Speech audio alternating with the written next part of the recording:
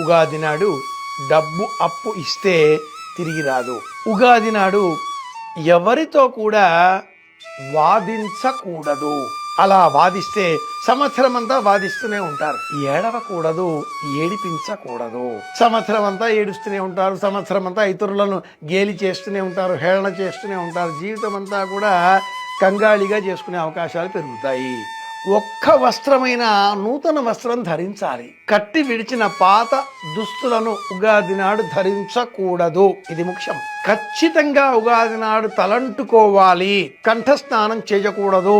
ఇది 4వది. ఉగాది నాడు బొట్టు లేకుండా బయట మనం కాలు పెట్టకూడదు. నుదుట బొట్టు లేకుండా గడప దాటి బయట కాలు పెడితే వాహన ప్రమాదాలు వచ్చే అవకాశాలు పెరుగుతాయి. 5వది అతి ముఖ్యమైనది, ఎవరికి ఉగాది నాడు లేదు అనకూడదు. మన వద్ద లేదనుకున్నాం, ఆ వస్తువు ప్రస్తుతం ఎక్కడ పెట్టానో ఏమిటో వెతకాలండి.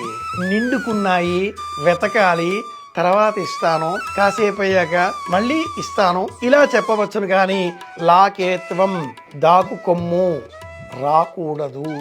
ఇది శాస్త్రం.